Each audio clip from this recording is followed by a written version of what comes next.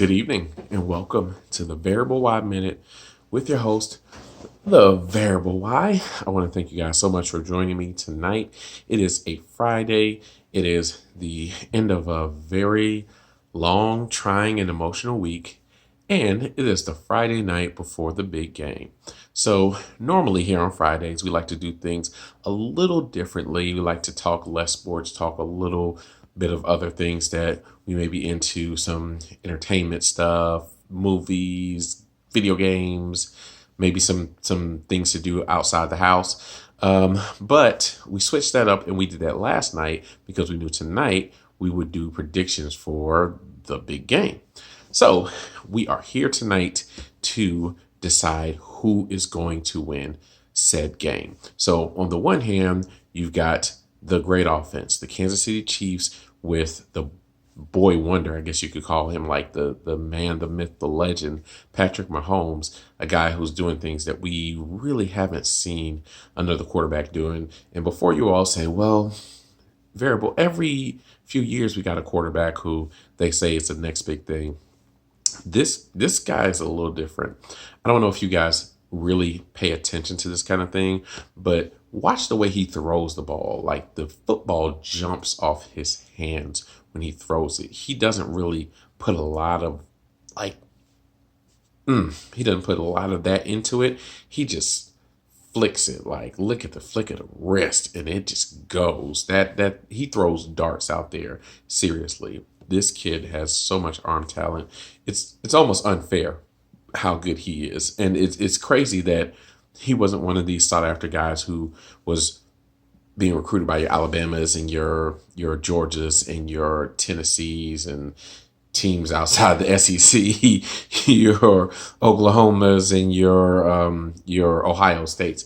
It's crazy that none of these other teams thought to give him a serious run, because he wound up at Texas Tech. So come on, if he could go to Texas Tech, he could go to Texas. You know what I mean? So yeah, we got him and we got the Kansas City offense, which is a great scoring offense. And we got Andy Reid, who's a great offensive mind. He's one of the guys who started to revolutionize football years and years ago when he decided to run the ball a lot less, pass a lot more. He took those Eagles teams to 4 straight NFC Championship games. Won one of them, went to a Super Bowl, and granted, he did kind of get out coached in the Super Bowl, but he got out coached by Bill Belichick, who is quite possibly the best head coach we've ever seen.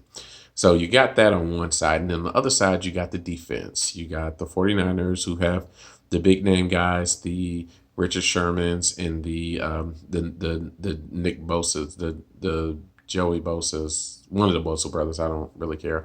But you got those guys on the other side, and you've got this defense that has just been mauling people, and you got this run game that's just been mauling people as well.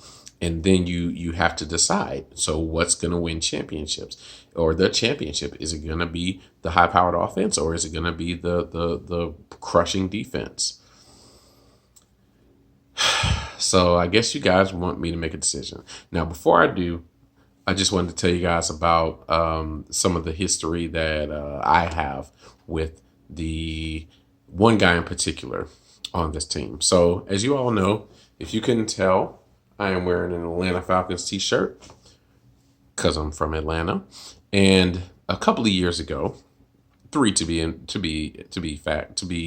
exact, we were in the same Super Bowl with the guy who the 49ers call their head coach. He was our offense coordinator, Kyle Shanahan. He got off to an amazing lead against the New England Patriots. Now, it was in the third quarter. Atlanta was up. I believe they were up. Somebody out there will say it because I don't want to say it because it's only going to make me mad. And he had the ball. And instead of running the ball to bleed the clock, running the ball to make Bill Belichick use his timeouts, running the ball to get some sort of insurmountable lead, running the ball to kick a field goal, he decided inexplicably to throw the ball. He decided to get cute. He wanted to show the world that he knew exactly what he was doing before he took this job in San Francisco. And ultimately, it cost the Atlanta Falcons a championship. So I do my best to cheer against Kyle Shanahan. When the Falcons beat the 49ers in San Francisco, I was so happy. It was almost like I had another child because I was just that happy. So, all of that to say, I cheer hard against Kyle Shanahan, and I'm not afraid to say that. But so that's what my heart wants. But my head is telling me that the last few Super Bowls that we saw where it was a good offense against a good defense, the defense has won. If it was the Super Bowl with the Broncos when they had the good defense against the Carolina Panthers when they had the good offense. Conversely, when it was the Broncos who had the high-powered offense against the Seahawks who had the good defense, or even as far back as the Tampa Bay Buccaneers with the good defense against the Oakland Raiders with the good offense. All three of those games, 3 blowouts, 3 defensive wins. So who am I going to choose? Head or the heart? I have to begrudgingly select the San Francisco 49ers to win the Super Bowl. I think defense is going to win out. Defense always does in the Super Bowl. And San Francisco is going to win their championship. And it looks like Kyle Shanahan is just going to continue this long tradition of guys leaving Atlanta and getting their championships. Like Deion Sanders, like Dave Justice, like Steve Smith. The list goes on and on and on.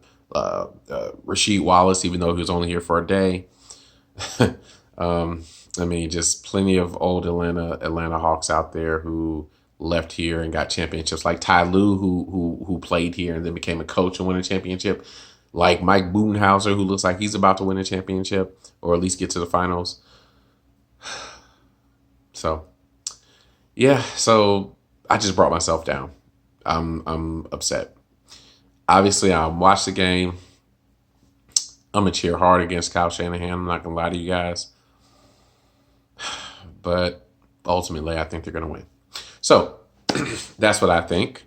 What do you guys think? Let me know. Leave your comments. Keep them positive. And let me know what you guys think. And let me know what else you got going on for the weekend. If anybody out there is interested in hearing a little more perspective on maybe some Kobe stuff, or if you want to get a Royal Rumble recap or just talk pro wrestling in general or anything else that we didn't have time to cover this week, we'll be doing a Variable Y podcast this weekend. So look for that to drop. That's on all of your major streaming places, Spotify and your playlists and all that. And please check me out on YouTube. We got another subscriber. Thank you. Check me out, The Variable Y Minute, or on Instagram at Variable Y, or on Twitter at The Variable. I thank you guys so much. Hope you all have an enjoyable weekend. I hope we get a good game this weekend because most of us will be watching. And I know some of you guys are going to come for the commercials. So let me know which ones you think are the best. We can talk about that on Monday too. Until then, be safe. Enjoy yourselves. Have a great night. We'll converse again on Monday. Thank you guys.